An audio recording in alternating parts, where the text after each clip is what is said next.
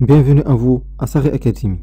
Dans cette séance, on va déterminer les éléments du schéma équivalent du transformateur réel à travers l'essai à vide et l'essai en court-circuit.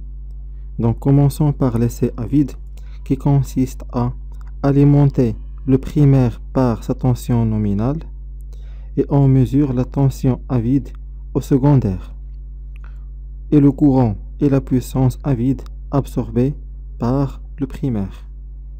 Donc on a le transformateur est alimenté sous la tension nominale, donc V10 est égal à V1N, V1 nominal. Et comme le transformateur est à vide, donc I1 est égal à I10 et inférieur à I1N. Ceci implique que les pertes joules sont négligées.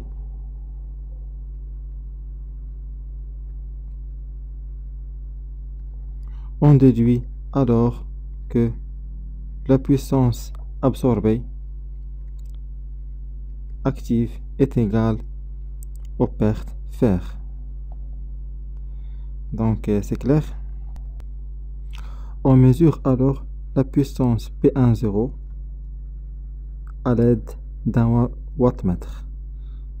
Donc on mesure P10 et le courant I10 à travers un ampèremètre et la tension à vide au secondaire V20 à travers un voltmètre.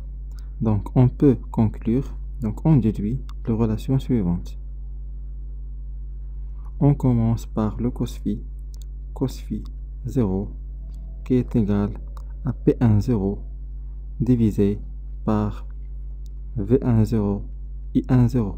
Et on a bien déterminé ces trois éléments. On peut conclure aussi Q0, la puissance réactive absorbée, qui est égale à Q10 est égal à P10 tangente de phi 0. Et on a bien calculé le phi 0. On déduit aussi le rapport de transformation M qui est égal à V20 divisé par la tension à vide au primaire, V10. On conclut aussi la résistance Rm qui est égale à V10 au carré divisé par P10. Et enfin, on conclut l'inductance magnétisante Xm qui est égale à V10 au carré divisé par la puissance réactive absorbée Q10. Donc c'est clair. Donc à travers l'essai à vide, on a bien déterminé le rapport de transformation M et la valeur de la résistance représentant la perte fer Rm et la valeur de l'inductance magnétisante Xm. On passe alors à l'essai en court-circuit. Dans ce cas, le primaire est alimenté sous tension réduite. On applique une tension réduite V1cc inférieure à V1 nominal et on augmente progressivement à travers un rhéostat depuis V1cc jusqu'à avoir I de C est égal au courant nominal. Et on a V1cc est inférieur à V1 nominal. Ceci implique que les pertes fer sont négligées puisque les pertes fer sont proportionnelles à la tension V1cc. Donc on déduit que la puissance en court-circuit est égale aux pertes joules. Donc, on mesure la puissance active absorbée P1cc. Donc, on mesure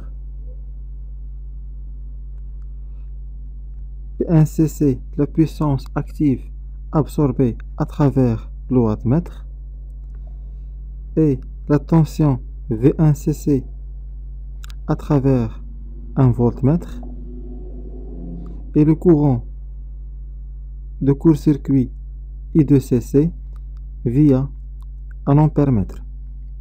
Donc, c'est clair. On déduit alors la résistance ramenée au secondaire qui est égale RS. Donc, la résistance ramenée au secondaire est égale à P, le per-joule, qui est égal à P1cc divisé par I2cc au carré. On a bien déterminé ces deux éléments. On peut calculer aussi l'impédance ZS qui est égale à M V1cc divisé par I2cc par application de loi de Mail au secondaire. On déduit alors l'inductance XS ramenée au secondaire qui est égale en notation complexe ZS au carré moins RS au carré. Donc, c'est clair. Donc, l'essai en court-circuit nous a permis de déterminer la valeur de la résistance ramenée au secondaire et l'impédance et l'inductance ramenées au secondaire. Donc, on a bien déterminé les différents éléments du schéma équivalent du transformateur réel. Donc, notre séance touche à sa fin.